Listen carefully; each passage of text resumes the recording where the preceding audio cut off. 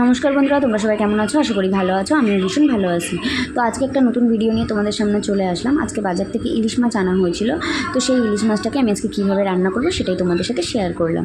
তো ইলিশ মাছটাকে ভালো করে হলুদ দিয়ে আমি মাখিয়ে নেব। তারপরে আমি বেটে রেখেছিলাম পোস্ত আর সর্ষে, কাঁচা লঙ্কা আর সামান্য একটু জিরে। তো সেই বাটাটা আমি ইলিশ মাছের উপর দিয়ে দিলাম। তারপরে আমি একটু টক দই ফেটিয়ে রেখেছিলাম, সেই টক দইটাও আমি মাছের উপর দিয়ে দিলাম। তারপরে দিয়ে দিলাম সামান্য একটু সর্ষের তেল। তো সর্ষের তেলটা দিয়ে একটু সামান্য নুন দিয়ে দিয়েছিলাম স্বাদ মতো। তারপরে ভালো করে ইলিশ মাছটাকে মাখিয়ে নেব মশলাটা দিয়ে। তো মাখানো হয়ে গেলে আমি ইলিশ মাছটাকে কিছুক্ষণ রেখে দেবো। রেখে দেওয়ার পরে আমি ইলিশ মাছটাকে রান্না করব।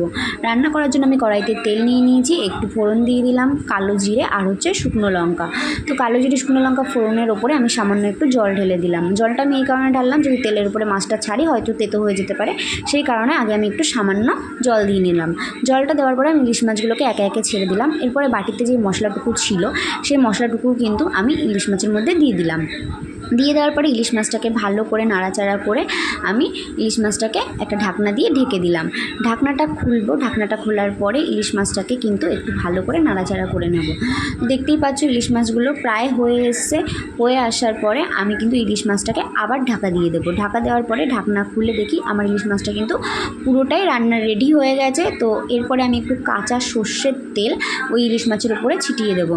তো ইলিশ মাছের উপরে কাঁচা সর্ষের তেল দিয়ে কিন্তু আমি ইলিশ মাছটাকে নামিয়ে দেবো। তো তোমরা দেখতেই পাচ্ছ ইলিশ মাছটা কিন্তু রান্না হয়ে গেছে। তো তোমাদের এই ভিডিওটা কার কার ভালো লাগলো আমাকে অবশ্যই কমেন্ট করে জানিও। যদি তোমাদের ভালো লেগে থাকে একটা লাইক, কমেন্ট, শেয়ার আর সাবস্ক্রাইব করে দিও আমার চ্যানেলটা। Thank you, tata. দেখা হবে তোমাদের সাথে আমার পরের ভিডিওতে। Bye by.